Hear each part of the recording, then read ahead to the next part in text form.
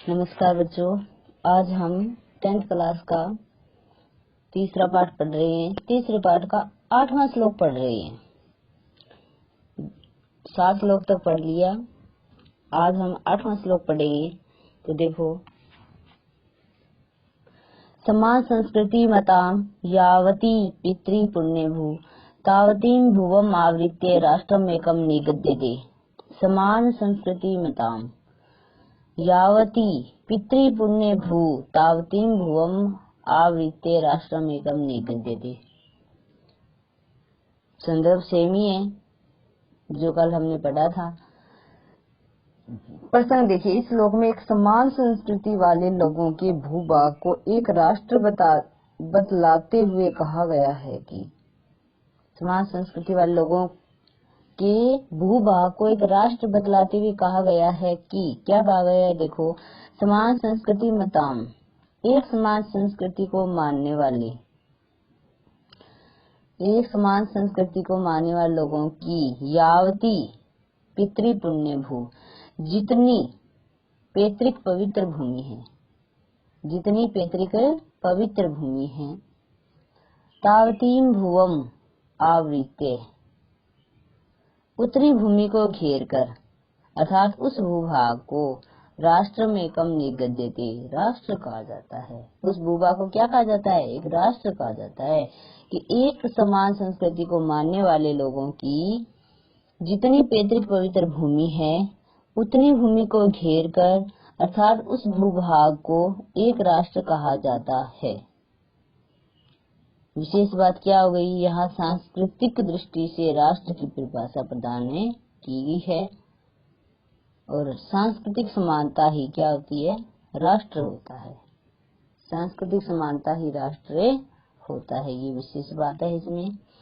आगे 9वां श्लोक देखिए, पितृभूत्वम पुण्यभूत्वम द्वयम यस्य न विद्यते तस्य स्वत्वम तत् राष्ट्रे भवितुम न किल अर्हति।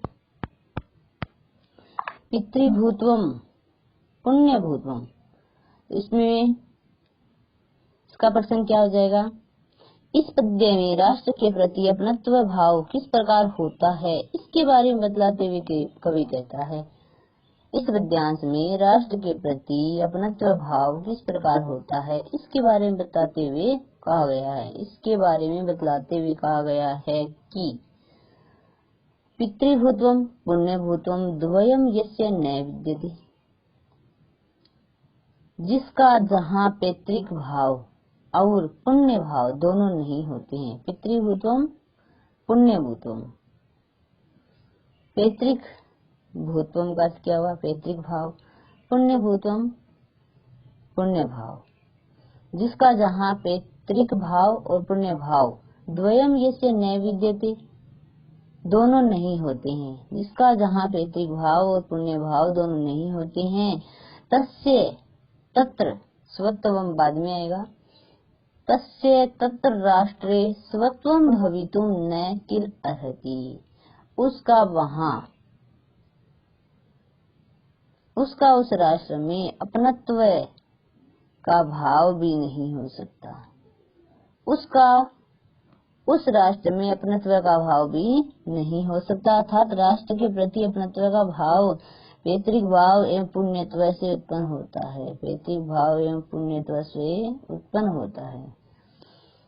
पितृभूत्वम पुण्यभूत्वम द्वयम यस्य न विद्यते, जिसका जहाँ पैतृक भाव और पुण्य भाव दोनों नहीं होते हैं, तस्य तत्र राष्ट्रे स्वत्वम भवितुम न अर्हति किल, उसका उस राष्ट्र में अपनत्व भाव नहीं हो सकता। उसका उस राष्ट्र में अपनत्व भाव नहीं हो सकता, अर्थात राष्ट्र के प्रति अपनत्व का भाव पैतृक भाव एवं पुण्यत्व से उत्पन्न होता है। पैतृक भाव एवं पुण्यत्व से उत्पन्न होता है। विशेष बात क्या होगी, यहाँ पैतृक संपदा के प्रति आत्मीय स्नेह भाव होता है, वैसे ही राष्ट्र के प्रति पैतृक भाव पुण्य भाव से स्वामित्व होता है। पैतृक संपदा के प्रति आत्मीय स्नेह भाव होता है, उसी प्रकार राष्ट्र के प्रति पैतृक और पुण्य भाव से स्वामित्व होता है। आगे 10वां देखिए, राष्ट्रस्य उत्थान पतने राष्ट्रियान् अवलम्ब्य हि भवतः सर्वदा तस्मात् शिक्षणीयास्तु राष्ट्रिया।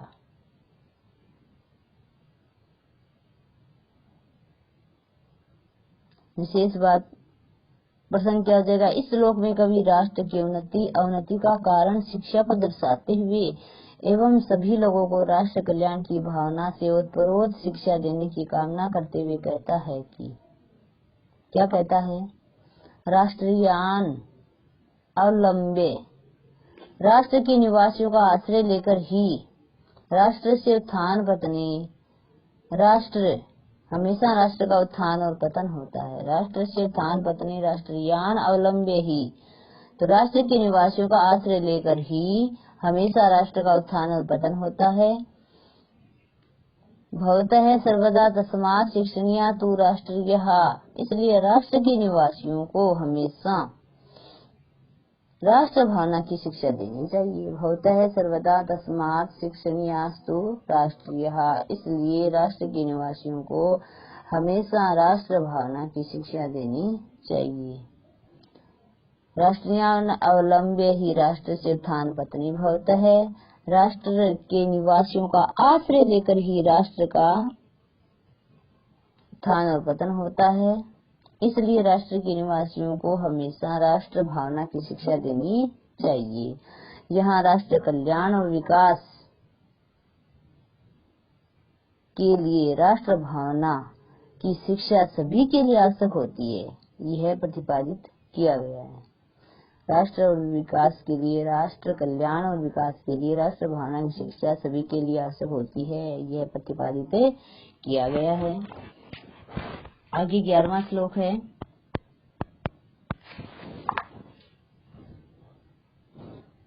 विद्या शास्त्रम च द्वे विद्ये प्रतिपत्ति शस्त्रेण रक्षिते राष्ट्रे शास्त्र चर्चा प्रवर्तते।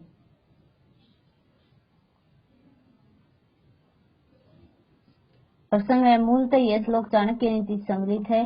इस श्लोक में कवि शास्त्र विद्या और शास्त्र विद्या का उल्लेख करते हुए एवं शस्त्र से सुरक्षित राष्ट्र में ही शास्त्रों की चर्चा करना उचित मानते हुए कहता है कि शस्त्रम च शास्त्रम च, शस्त्र विद्या और शास्त्र विद्या, इति द्वे विद्ये, ये दो विद्याएं ज्ञान प्राप्ति के लिए है। शस्त्र विद्या और शास्त्र विद्या, शस्त्रम च शास्त्रम च इति द्वे विद्ये विधे प्रतिपत्ति, शस्त्र विद्या और शास्त्र विद्या ये दोनों विद्याएं ज्ञान प्राप्ति के लिए हैं। शस्त्रेण राष्ट्रे रक्षिते शास्त्र चर्चा प्रवर्तते, शस्त्र के द्वारा राष्ट्र के सुरक्षित होने पर शास्त्रों की चर्चा करनी चाहिए। शस्त्र के द्वारा राष्ट्र सुरक्षित होने पर शास्त्रों की चर्चा करनी चाहिए। शस्त्र विद्या और शास्त्र विद्या ये दो विद्याएं ज्ञान प्राप्ति के लिए है। शस्त्र के द्वारा राष्ट्र के सुरक्षित होने पर, मतलब शस्त्र है उनके द्वारा जब राष्ट्र सुरक्षित होगा तभी शास्त्र की चर्चा हो सकती है। विशेष बात है, प्रस्तुत श्लोक में शास्त्रों के माध्यम से पूर्व राष्ट्र की रक्षा की आवश्यकता प्रतिपादित की गई है। हमारा प्रथम कर्तव्य राष्ट्र रक्षा ही होना चाहिए। अब इसके प्रश्नोत्तर देखो, किताब है सभी के पास, किताब में देखो, भारत वर्षस्य उत्तरश्याम दिशि वर्तते, भारत देश की उत्तर दिशा में है, क्या है, हिमाद्री, हिमालय पर्वत है, क्या है, हिमालय पर्वत है। गायन्ति देवाः किल गीतकानि इति अयं श्लोक कस्मात् ग्रंथात् उद्धृत है, देवता निश्चय गीत गाती है। श्लोक किस ग्रंथ से उद्धृत है, विष्णु पुराण से है, ऐ हो जाएगा इसमें। अपि स्वर्ण में लंका इति आदौ कह कम प्रतिवृते, सोने की लंका, यह कौन किसके लिए कहता है, राम और लक्ष्मण के लिए कहते हैं, आ जाएगा इसमें। समान संस्कृति मताम जनाम पितृ पुण्य भूकिम निगदते, समान संस्कृति को मानने वाले लोगों के लिए पितृभूमि को क्या कहा जाता है, एक राष्ट्र कहा जाता है। ए हो जाएगा एकम राष्ट्रम, राष्ट्र से उत्थान पतनीय हो अवलंब है, कह वर्ते, राष्ट्र के उत्थान और पतन का आश्रय कौन है, राष्ट्र। राष्ट्र में निवास करने वाले लोग।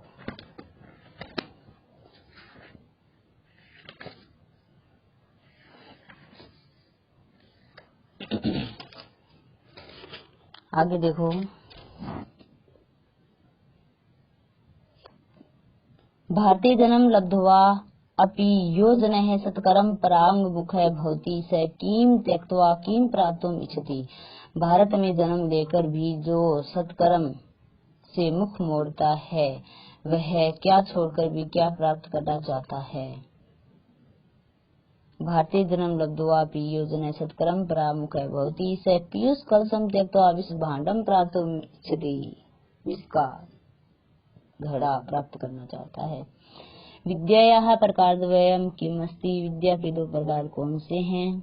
शस्त्र विद्या और शास्त्र विद्या। शस्त्र विद्या शास्त्र विद्या च। पृथिव्यां सर्वमानवाः स्वं स्वं चरित्रं कस्य सकाशात् शिक्षेरन्।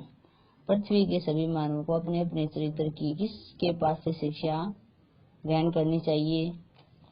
अस्य भारत देशस्य अगर जन्म न है, भारत देश से अगर जन्म न है, मतलब श्रेष्ठ लोगों के पास से पृथ्वी के सभी मानवों को अपने अपने चरित्र की शिक्षा ग्रहण करनी चाहिए। स्वर्गादपि का गरीयसी जननी जन्म भूमिश्च। कौन है। जननी जन्म भूमिश्च स्वर्गादपि गरीयसी। सभी श्लोकों को अच्छी तरह से याद करना है, श्लोक पढ़ने हैं। श्लोक का प्रश्न एक पेपर में अवश्य आता है, तो अगर श्लोक याद होते हैं तो ये प्रश्न उत्तर अपने आप याद हो जाएंगे। कया विना स्व निकट स्थितम अपि राष्ट्रम जनाः न पश्यन्ति। किसके बिना अपने निकट स्थित राष्ट्र को लोग नहीं देखते हैं। स्व राष्ट्र दृष्टिम विना, राष्ट्र दृष्टिम विना।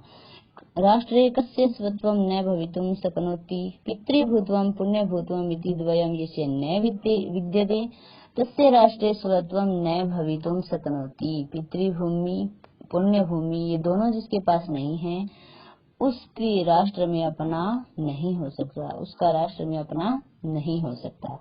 शास्त्र चर्चा कदा प्रवर्तते। शस्त्रेण राष्ट्रे रक्षिते सति शास्त्र चर्चा प्रवर्तते। शस्त्रेण, शस्त्र के द्वारा राष्ट्र की रक्षा होने पर शास्त्र की चर्चा होती है।